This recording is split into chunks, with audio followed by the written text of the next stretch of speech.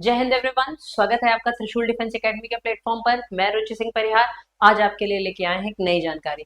तो अभी हाल ही में आप लोगों ने न्यूज में देखा होगा कि भारत और भूटान के बीच में रेलवे लिंक क्या किया जा रहा है, स्थापित किया जा रहा है। और भारत और इंडिया ने अभी अप्रूव किया है to cross border rail link. मतलब अब भूटान से लिए केवल सड़क जाने का केवल सड़क मार्ग और हवाई मार्ग नहीं होगा, इसके अलावा भी आपका एक रेलवे मार्ग भी भूटान के साथ क्या किया जा रहा है, विकसित किया जा रहा है। ठीक है, तो सबसे पहले हम लोग मैप पे देख लेते हैं भूटान की स्थिति। ये हमारा जो हिमालयन एरिया जो हमारा आता है, सिक्किम के बगल में भूटान पड़ता है, उसके बगल में अरुणाचल पड़ता है। तो ओवरव्यू देख लेते हैं। तो India and Bhutan will be linked by railway, यानी कि रेलवे के थ्रू इनको जोड़ा जाएगा फर्स्ट टाइम थ्रू टू। ये पहली बार ऐसा हो रहा है और दो नए प्रोजेक्ट्स इसमें आपके क्या आके इसमें जुड़ेंगे। ठीक है, तो टोटल आउटले इस प्रोजेक्ट का पूरा कितना होगा, 4033 करोड़ रुपए। लेंथ कितनी होगी, 89 kilometre of new rail network. 69 और ये 20 किलोमीटर में ऐसे रहेगा, मतलब इंडिया में, और ये आपका जो भूटान है। फिर funded fully by Indian Indian railways for Indian segments, ministry of external affair for Bhutani segment. तो जो इंडियन सेगमेंट है, मतलब इंडिया की तरफ की जो रोड है, उसका जो पूरा खर्चा उठाएगा वो इंडियन रेलवे उठाएगा। ठीक है, और जो आपके भूटान की तरफ की जो रेल है उसका खर्चा कौन उठाएगा, मिनिस्ट्री ऑफ एक्सटर्नल अफेयर। मतलब ये बनेगा पूरा भारत के ही खर्चे पर, और टोटल 4033 करोड़ रुपए इसके क्या होंगे, आएंगे। ठीक है, द टू रेलवे लिंक्स इस पे आते हैं। तो ये कहां से कहां तक के लिए है, ये कोकराझार आसाम से लेकर के आपका कहां पे है, गलेफू भूटान तक के लिए। तो कोकराझार आसाम आगे हमने मैप में इसमें लगाया हुआ है, कोकराझार आपका कहां पे पड़ता है।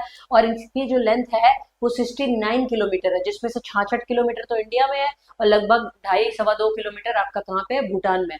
सिविल वर्क इसमें क्या होगा, 6 स्टेशन, मतलब ये पूरे जो लगभग 70 किलोमीटर का पूरा स्ट्रेच है, इसमें 6 स्टेशन होंगे, दो मेजर ब्रिज होंगे। अब भाई भूटान तो पहाड़ी इलाका है ना, हिमालयी क्षेत्र में वहां पे है। तो पहाड़ी इलाके में बीच बीच में कई सारी नदियां झरने वो सब पड़ते हैं, तो वहां पे ब्रिजेस भी बनाने पड़ेंगे। तो ये ब्रिजेस हैं, दो वायाडक्ट्स हैं, मतलब छोटे छोटे जो पुल टाइप के रहते हैं। और ये 65 माइनर ब्रिजेस हैं, दो गुड शेड हैं, फ्लाईओवर है, 69 अंडर पासेस हैं।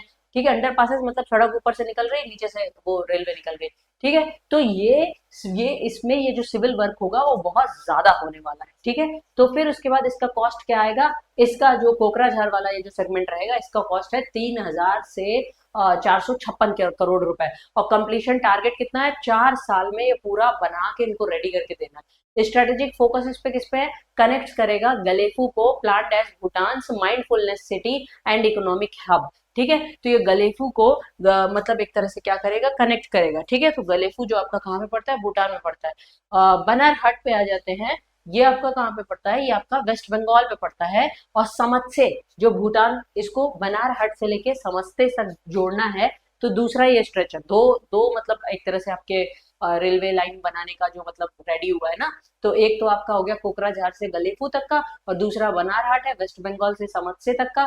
लेंथ इसकी कितनी है, 20 किलोमीटर है, जिसमें 17 लगभग 17.5 किलोमीटर इंडिया में और 2.25 किलोमीटर ये भूटान में रहेगा। सिविल वर्क में दो स्टेशन रहेंगे, एक मेजर ब्रिज रहेगा, 24 माइनर ब्रिज रहेंगे, एक फ्लाईओवर रहेगा, 37 अंडरपास रहेंगे। कॉस्ट कितना है, 577 करोड़ रुपए। ठीक है, तो 577 करोड़ रुपीज ये बनारहट वाला है।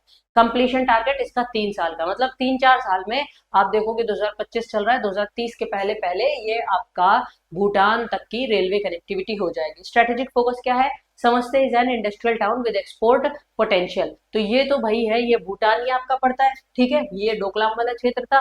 और ये कोकराझार पड़ता है यहाँ पे आसाम में, नीचे ब्रह्मपुत्र नदी जाती है, कोकराझार से लेके गलेफू तक का पूरा रास्ता।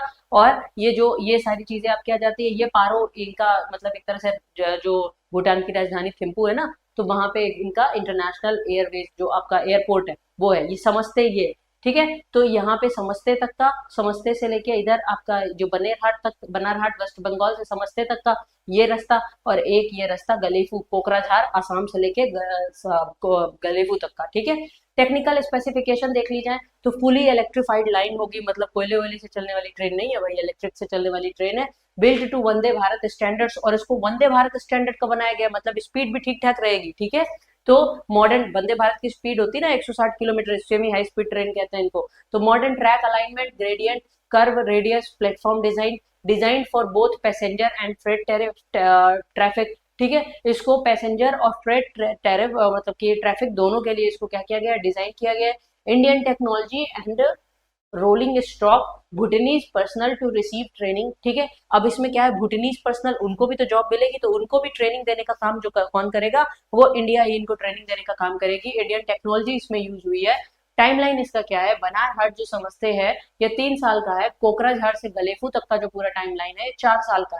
करंट स्टेटस इसका क्या है, जो डीपीआर है, डिटेल्ड प्रोजेक्ट रिपोर्ट है, एंड सर्वे इसके कंप्लीट किए गए हैं। लैंड स्केड्यूल्स अंडर प्रोग्रेस हैं और वर्क टू स्टार्ट सून। अब इसमें तीव्र गति से मतलब शीघ्र ही इसमें काम आपको देखने को मिलेगा।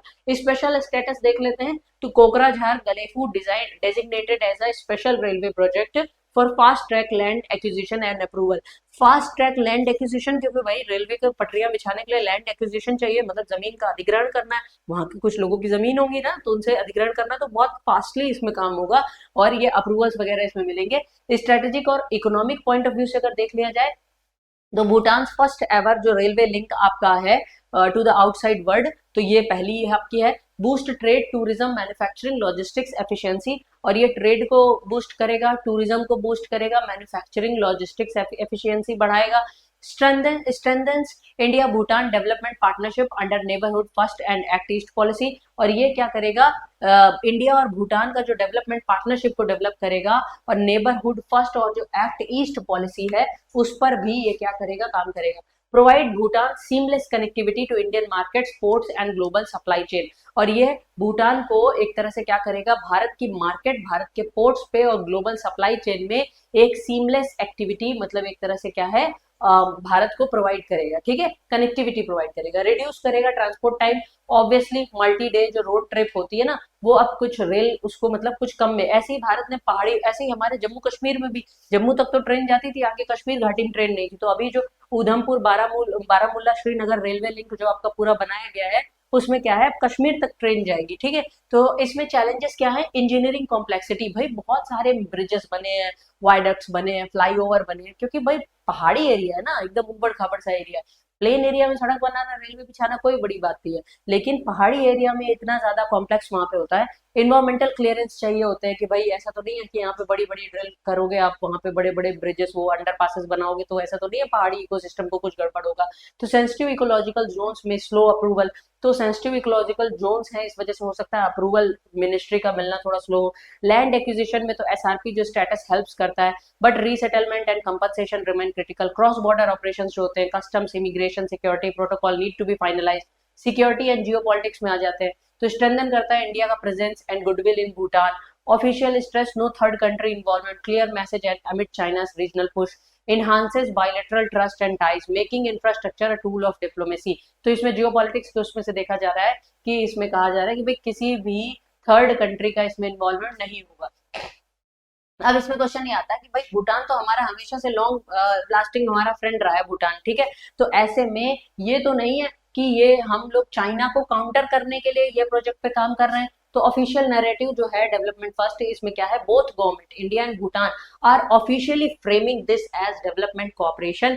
Bhutan first ever railway financed by India, aimed at connectivity, trade and tourism. India emphasizes its neighborhood first and act east policy more than overtly mentioning China। भाई इंडिया ने कहा है हमको चाइना से क्या लेना देना, हमारी तो वैसे भी नेबरहुड फर्स्ट पॉलिसी है कि हम हमारे मतलब जो भी हम जो विदेशों में जो भी मदद पहुंचाते हैं उसमें सबसे पहला जो हमारा मतलब एक तरह से योगदान होगा वो हमारे ही नेबरहुड में होगा, जो हमारे नेबर्स हैं उनमें होगा। ठीक है, तो ये चीज आप किया जाती है। स्ट्रेटेजिक बैकड्रॉप पे देख लेते हैं, तो भूटान चाइना बाउंड्री टॉक्स, यानी भूटान और चाइना के बीच में जो बाउंड्री टॉक्स हैं उन पे आ जाते हैं। तो उसमें हम लोग देखते हैं इन रिसेंट ईयर्स कि अभी के हाल ही के वर्षों में China has stepped up its outreach to Bhutan. China ने अभी अपनी आउटरीच को भूटान तक स्टेप अप किया है, including boundary negotiations and proposals for direct connectivity. ठीक है, इसमें बाउंड्री निगोशिएशंस और प्रपोजल्स भी हैं डायरेक्ट कनेक्टिविटी के। This raises concerns in new Delhi about Beijing's growing footprint. ठीक है, तो इसने न्यू दिल्ली के बीजिंग के ग्रोइंग फुटप्रिंट के बारे में भी कंसर्न्स रेज किए हैं। डोकलाम कंटेक्स्ट पे आ जाते हैं, तो Doklam near the India Bhutan China tri junction was a flash point where China attempted road construction. ठीक है, तो डोकलाम जो है ये इंडिया भूटान और चाइना के बीच में ट्राई जंक्शन पे सिचुएटेड है। Strengthening Bhutan's connectivity with India reduces its dependence on Chinese routes and counters Beijing's leverage. ठीक है। और फिर चाइनीज प्रोजेक्ट एल्सवेयर आ जाते हैं कि चाइना ने और कहाँ कहाँ पे अपने प्रोजेक्ट बना रखे हैं। तो चाइना का जो 2013 का प्रोजेक्ट है बेल्ट एंड रोड इनिशिएटिव, उसके तहत वो पूरी दुनिया में एक तरह से उन्होंने क्या है अपने प्रोजेक्ट बना रखे हैं। तो ये belt and road initiative umbrella project है, इसके अंदर बहुत सारे प्रोजेक्ट आते हैं। जैसे एक तो आता है चाइना पाकिस्तान इकोनॉमिक कॉरिडोर, एक इसी तरह से वो म्यांमार में बनाना चाहते हैं, चाइना म्यांमार इकोनॉमिक कॉरिडोर, मतलब दोनों तरफ से भारत को इधर घेर रहे हैं, उधर अफगानिस्तान में भी अपने मतलब तालिबानियों के साथ भी अपनी पैठ बढ़ा रहे हैं। तो ऐसे में कंक्लूजन क्या निकलता है कि इंडिया और भूटान बोथ दोनों के दोनों ही एक तरह से क्या है एक्सप्लिसिटली अवॉइड करना चाहते हैं calling this as a counter to China. तो भूटान और इंडिया दोनों ही इस बात को अवॉइड कर रहे हैं कि भाई हम चाइना को काउंटर नहीं कर रहे हैं, ठीक है। In particular is careful not to antagonise Beijing, but a strategic analyst widely view it as a part of India's counterbalancing to Chinese infrastructure diplomacy in South Asia। ठीक है, तो इसी के साथ हमारा ये टॉपिक यहाँ पे कंप्लीट होता है। ये हमारी TDA की ब्रांचेस हैं जो इलाहाबाद, दिल्ली, गुड़गांव, रांची और श्री गंगानगर में भी अब हमारी ओपन हो चुकी हैं। और यहाँ पे आपको हमारी TDA का ऐप दिख जाएगा जिसको आप प्ले स्टोर से डाउनलोड कर सकते हैं, अपनी तैयारी को और बढ़िया बना सकते हैं। तो ये रहा हमारा नंबर, अधिक जानकारी के लिए आप इस पे कॉल कर सकते हैं। तो इसी तरह की जानकारियों के साथ आपके पास आते रहेंगे। जय हिंद, जय भारत। आपने क्लास 10th के बोर्ड एग्जामिनेशंस दे दी हैं और आप सेना में अफसर बनना चाहते हैं तो क्लास 11 से ही जुड़े त्रिशूल डिफेंस एकेडमी के NDA फाउंडेशन बैच से, जहां आपको UPSC क्वालिफाइड एजुकेटर्स मिलेंगे, एक्स आर्मी वेटरन्स मिलेंगे जो आपका सपना नेशनल डिफेंस एकेडमी का पूरा करेंगे।